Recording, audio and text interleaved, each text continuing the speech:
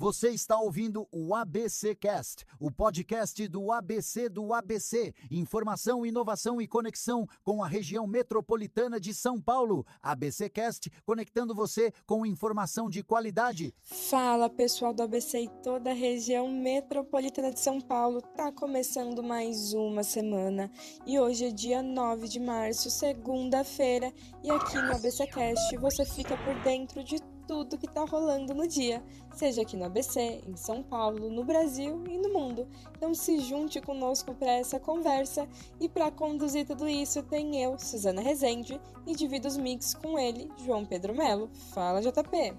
Hello, Su. Olá, pessoal. Uma ótima segunda-feira para você que ainda tá no trânsito ou no trabalho tentando colocar a semana de pé no meio da correria.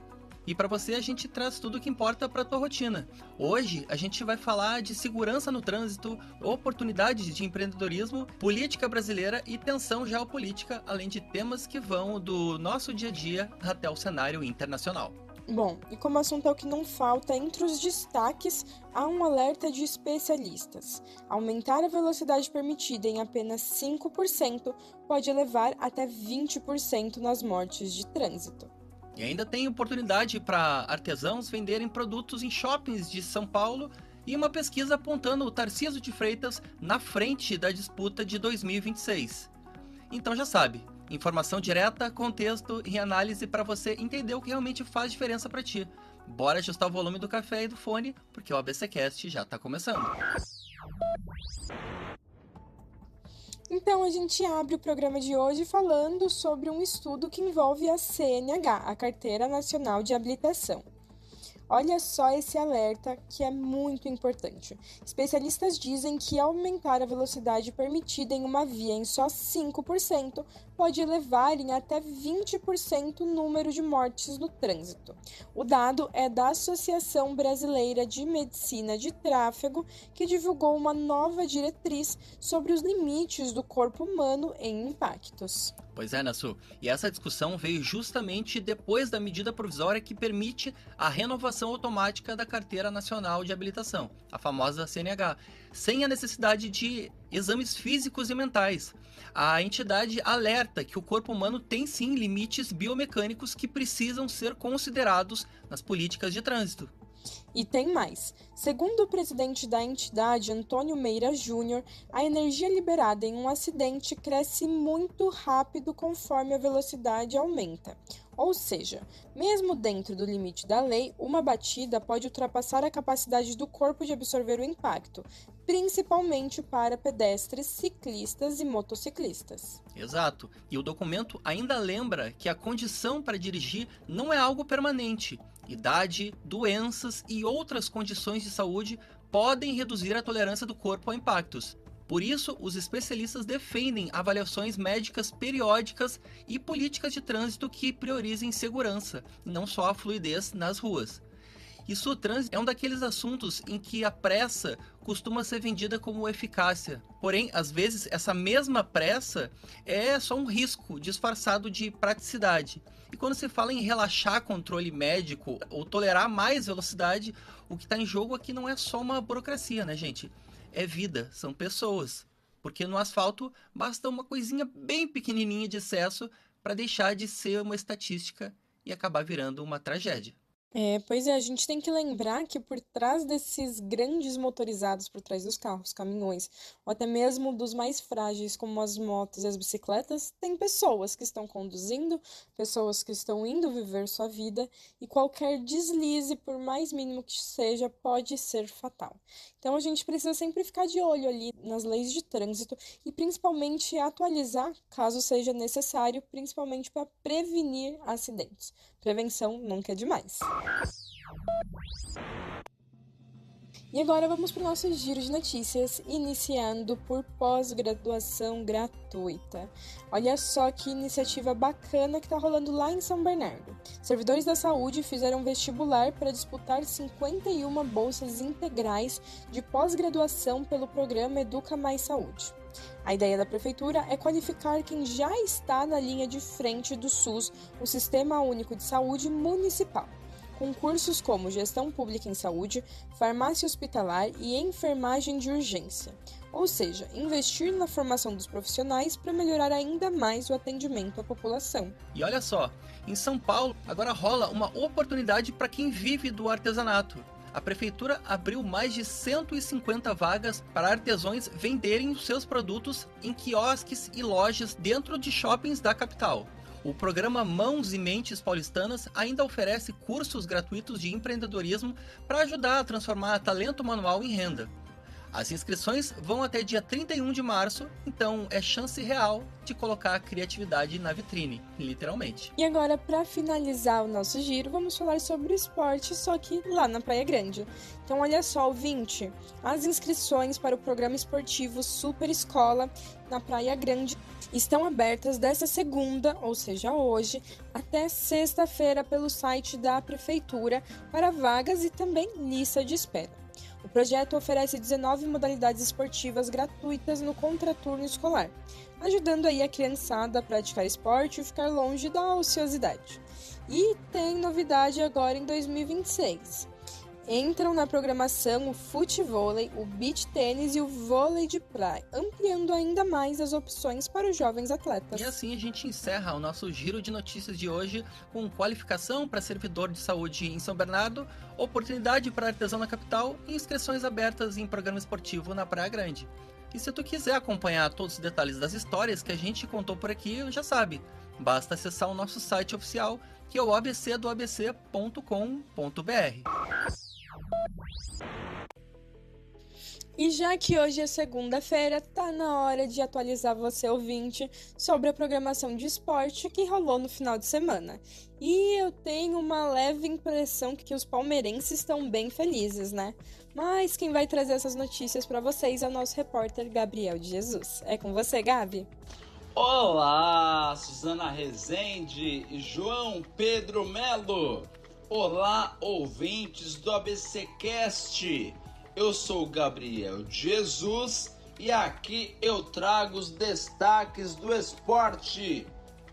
E este fim de semana temos grito de campeões por todo o Brasil. Começando em São Paulo, o Palmeiras é pela 27ª vez campeão paulista. Ele conquistou o título ao vencer o Novo Horizontino no estádio Jorge Ismael de Biasi, em Novo Horizonte, por 2-1. Murilo e Vitor Roque fizeram os gols do Verdão, enquanto Matheus Bianchi fez para o Tigre. Parabéns, Verdão! Tchê! O que aconteceu aí no Sul, hein, JP? Eu achei que o seu Colorado fosse ser campeão do Gauchão, mas foi o Grêmio, ao empatar em 1-1 com o Inter no Beira-Rio, que garantiu mais um troféu estadual. No jogo de ida, havia vencido por 4-1.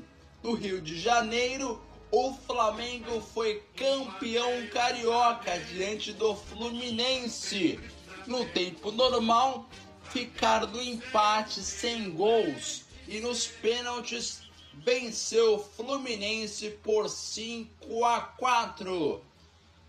Na terra do pão de queijo, em Minas Gerais, o Cruzeiro bateu o Atlético e foi campeão mineiro com um gol de Caio Jorge. E tivemos uma grande confusão no decorrer do jogo, com direito à troca de socos e tudo mais. Sul, agora do campo, vamos para as pistas. George Russell venceu o GP do Bahrein de Fórmula 1. Na Copa do Mundo de Esqui Alpino, o brasileiro Lucas Pinheiro conquistou a medalha de bronze. Bom, esses foram vários títulos aí pelo Brasil que nós trazemos aqui para vocês. Desejo a todos os torcedores boa semana, tudo de bom para vocês. Valeu, Suzana, valeu, JP, até a próxima. Pois é, Gabi. Segunda-feira é o dia do torcedor praticar a humildade forçada, né? Pelo menos para mim. E mais uma vez, eu consigo perceber a tua alegria na fala, a comentar sobre o meu Inter. Então eu te digo só alguma coisa. esse final de semana eu nem acompanhei futebol, eu só vi um filme de terror. Foi isso que aconteceu. Mas beleza, eu não vou falar de arbitragem, eu vou deixar se a Su quiser falar alguma coisa, porque eu realmente não tenho mais nada para dizer.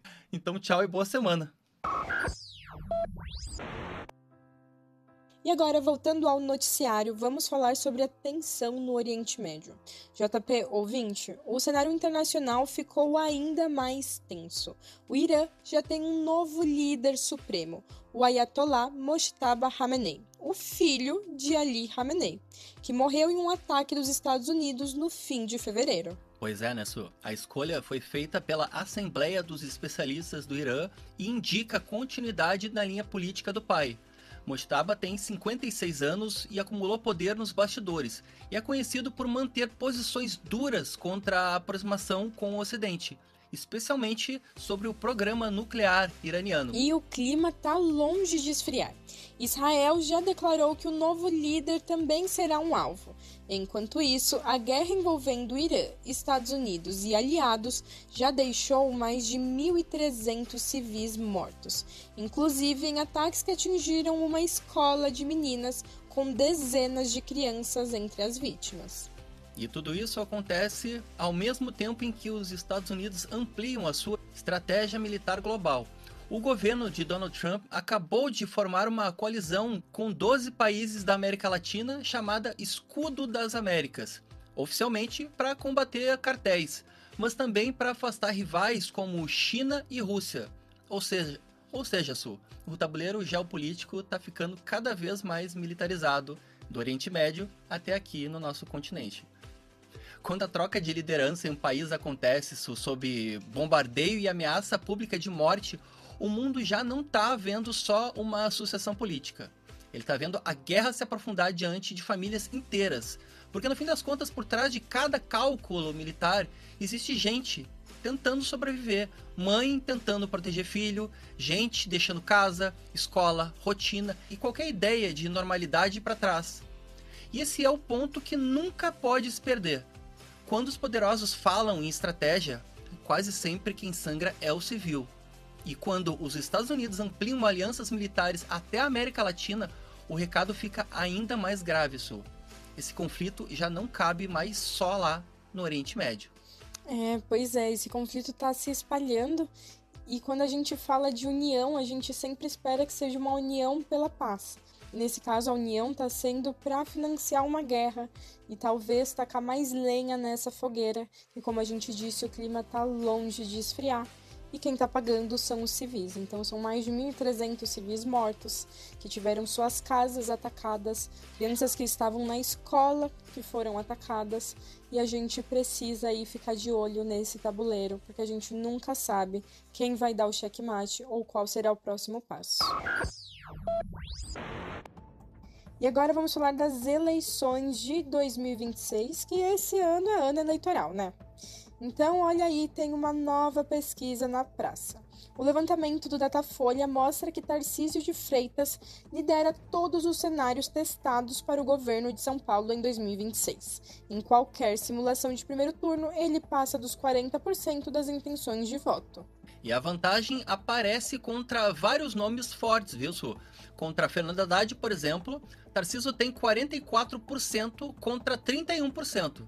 Já num cenário com Geraldo Alckmin, ele chega a 46%, enquanto o vice-presidente aparece com 26%. E quando o nome testado é a ministra Simone Tebet, a diferença cresce ainda mais. O governador aparece com 49% das intenções de voto contra 19% dela.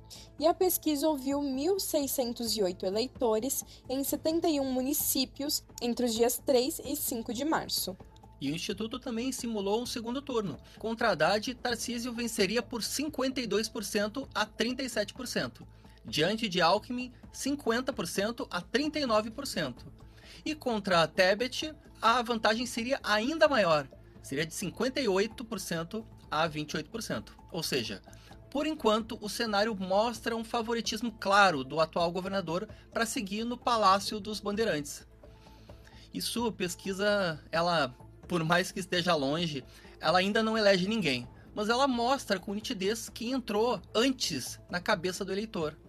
E hoje o dado mais importante não é só a liderança do Tarcísio, é a falta de um adversário que nesse momento realmente ameace a dianteira. Em política, favoritismo muito cedo pode até virar ilusão, mas também pode ser sinal de uma ocupação consolidada de terreno. E terreno ocupado, tu já sabe bem, né? Só se toma com narrativa forte, campanha inteligente e desgaste real do outro lado. Então, ainda tem muita água para rolar. Pois é, como você bem disse, a pesquisa não define eleição. A gente ainda tem um chão bem longo até outubro, mas o que basta dizer é que aparentemente o Tarcísio de Freitas foi o carioca que deu certo em terras paulistas.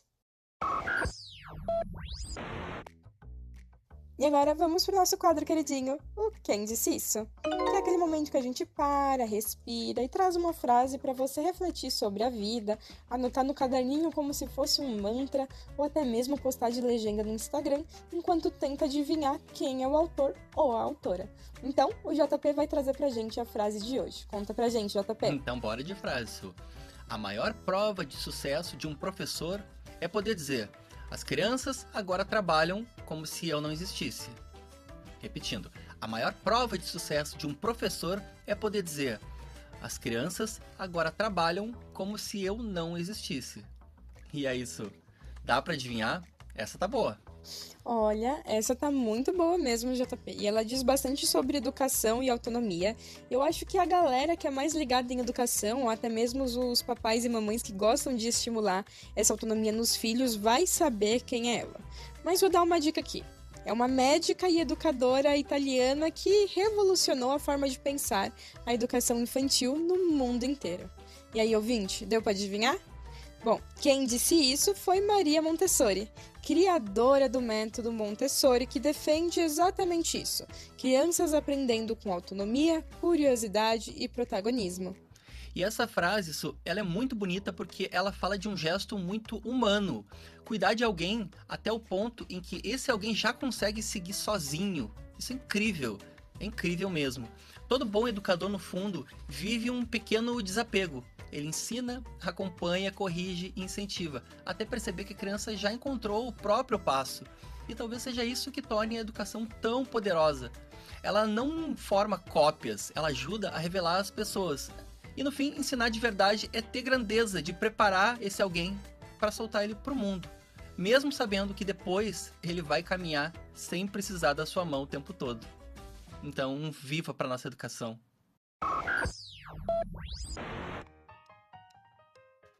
É isso aí, e é com essa reflexão sobre principalmente a autonomia e até mesmo um certo desapego que a gente finaliza mais um ABCcast. Lembrando que se você quiser nos acompanhar de segunda a sexta, nós estamos disponíveis em todas as plataformas. É YouTube, Deezer, Spotify, Amazon Music, Apple Podcast, aonde você quiser, basta nos procurar e dar o play. E se tu gostou do episódio, conta pra gente o que tu achou. Vale crítica, elogio, sugestão ou aquela pauta curiosa ou marota que só você reparou pelo caminho. A gente tá sempre ouvindo vocês, então já aproveita e passa lá pelo nosso Instagram, que é o ABC do ABC _oficial, porque, como sempre, tu já sabe, a nossa conversa sempre continua por lá. É isso aí. E lembrando que se você quiser se manter informado sobre tudo que tá rolando, independente do assunto, o nosso site ele não para. Acesse abcdoabc.com.br, que lá sempre tem notícias fresquinhas só pra você. E antes de encerrar, fica aqui o nosso abraço para você que tá no trânsito, voltando do trabalho ou em casa mesmo, curtindo o final do dia. Obrigado pela tua companhia desse lado do fone. É sempre uma honra fazer parte do teu dia a dia. Amanhã a gente tá de volta com mais notícia, contexto e café passado no mesmo compromisso de sempre. Seguir juntos, com firmeza e muita leveza. Então tchau, tchau e até a próxima. Tchau, tchau. Esse podcast é uma produção do portal ABC do ABC. Apresentação: Suzana Rezende e João Pedro Melo. Roteiro: Greta Passuldi. Edição: Rodrigo Rodrigues. Direção de conteúdo: Tiago Quirino e direção geral: Alex Faria.